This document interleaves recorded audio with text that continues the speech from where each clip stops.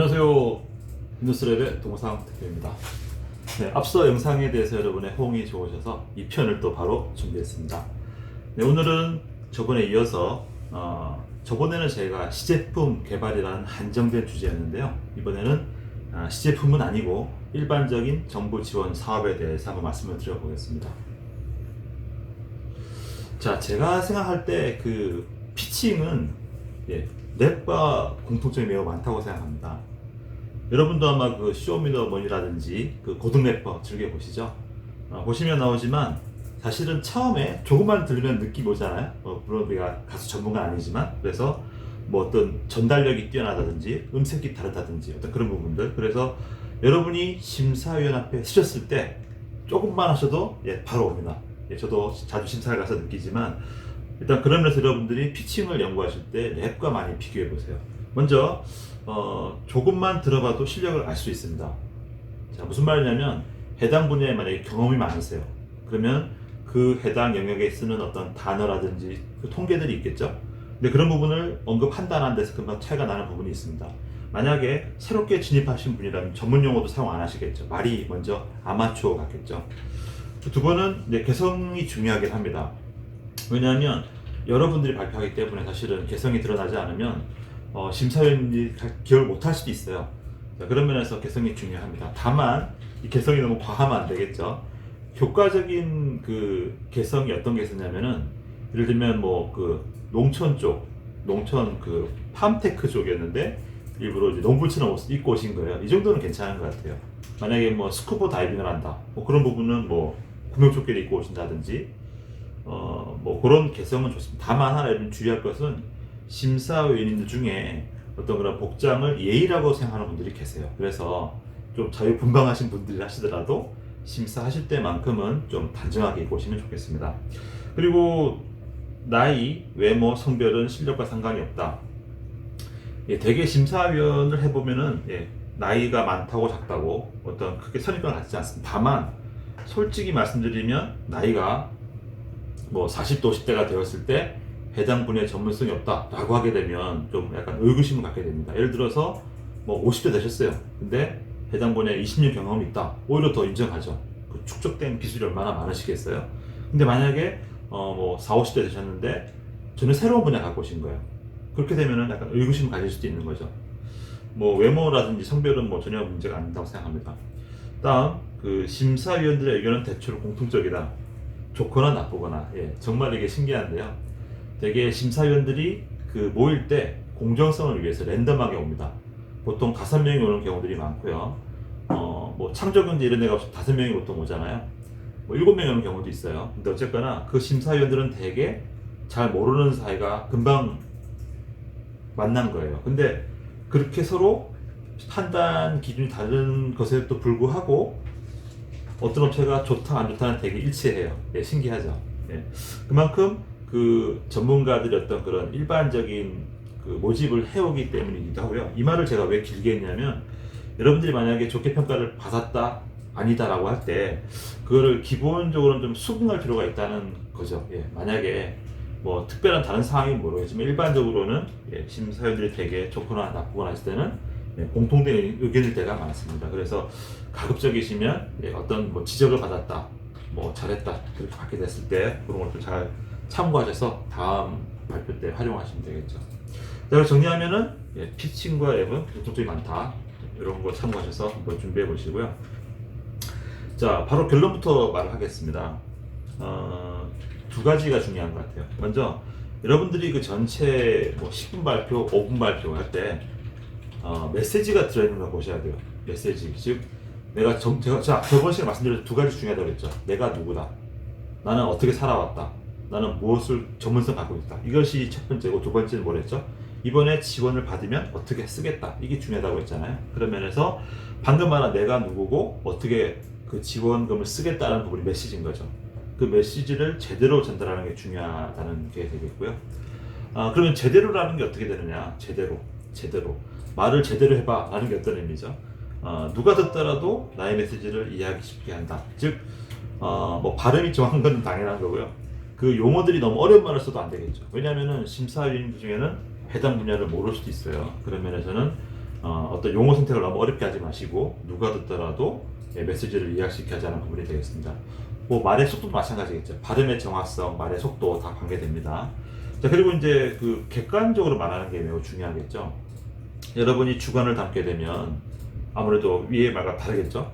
자기가 쓰는 용어를 하게 되고 자기 위주로 말하겠죠. 하지만 그렇게 되면 심사위원들은 좋게 안 보실 수 있어요. 그래서 객관적으로 말씀을 하시고 이제 적절한 말, 즉 어떤 임팩트를 주고 싶다고 하더라도 적절한 정도의 수준의 말을 하시면 좋겠습니다. 두 번째는 그 나의 메시지를 효율적으로 전달하자. 자, 효율은 어디가 중요하냐면 시간과 많이 관계가 돼요. 여러분들이 만약에 5분 안에 발표를 해야 된다. 자, 그러면은 효율적이라는 게 무슨 말일까요? 짧잖아요, 이거. 짧을 때 어떻게 되겠어요? 말씀만 못 하시겠죠? 어떻게 하면 될까요?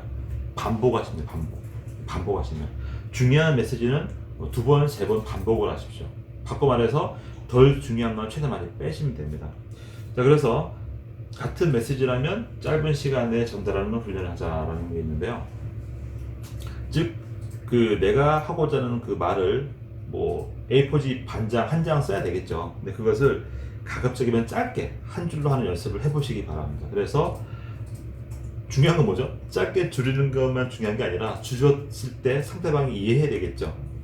제대로 이해해야 되겠죠. 그래서 짧게 줄인다 하더라도 제대로 이해되는 게 매우 중요하기 때문에 일단 제대로 먼저 하시고 그 다음에 짧게 줄이는 연습을 많이 해보시기 바랍니다. 그리고 이제 궁극적으로는 단어 선택이 참 중요해요. 그러니까 단어 같은 경우도 예를 들면 조사를 뺀다라든지 또 같은 단어도 짧은 단어들이 많이 있습니다. 그래서 이제 그러한 부분을 잘 또 많이 연습을 해보시면 되겠습니다.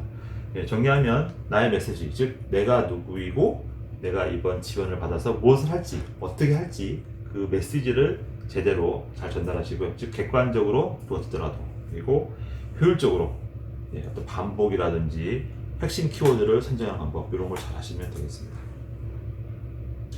자, 그리고 이제 그 스타트업일수록 더 커뮤니케이션이 매우 중요해요. 제가 한 6가지 정도를 얘기해 보겠는데요. 심사 여러분 발표할 때 마찬가지입니다. 첫째는 상대방이 알고 싶어 하는 것을 연구해 보세요. 이제 예상 질문을 뻗는다고 생각해 보세요. 그러면 여러분께 과연 무엇을 물어보고 싶을까요? 여러분이 심사위원이라고 생각해 보세요. 입장 바꿔서. 자, 그러면 만약에 일단 대면 예를 들어서 핀테크 쪽에 제안을 했어요. 그럼 첫 번째 뭐겠어요? 핀테크 쪽에 해봤냐? 뭐 은행에 뭐 금융업에 종사한 경험이 이런 걸 질문하시겠죠? 전문성에 대한 얘기죠. 그러면 전문성에 대한 질문이 나오겠구나.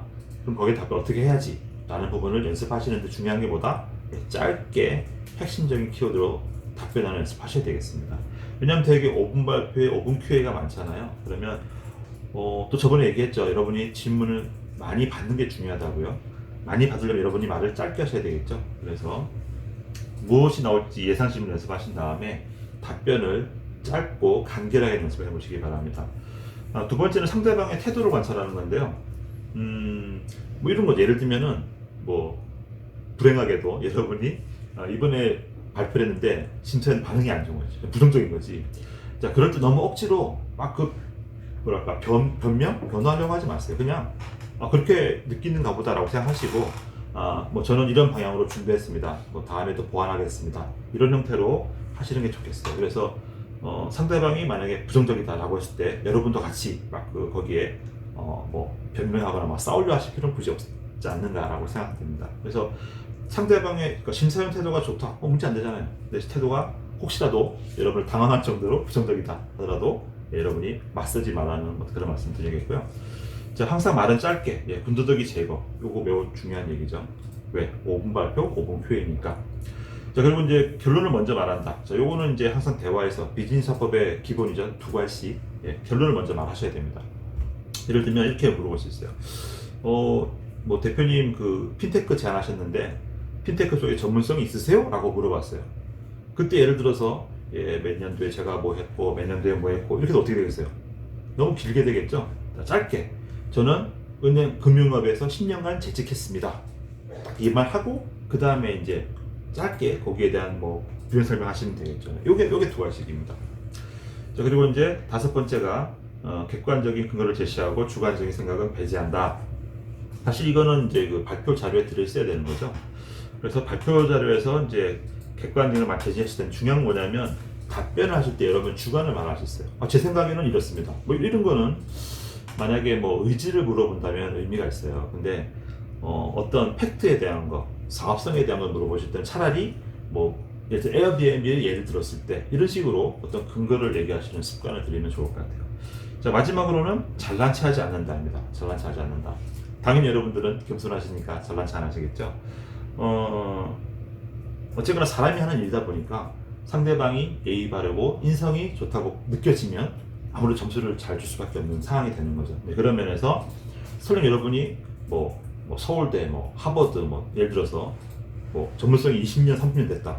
아무리 그렇다 하더라도 겸손한 어떤 태도를 유지하시는 게 좋은 점수를 받는 데 도움이 되겠습니다. 네, 또 짧게 한번 오늘 전달해 드리겠고요. 오늘 말씀드린 거 잘 연구해 보시고 혹시 Q&A가 있으면 댓글 남겨주십시오. 그리고 오늘 내용이 이용하셨으면 좋아요, 구독 신청 남겨주시기 바랍니다. 감사합니다.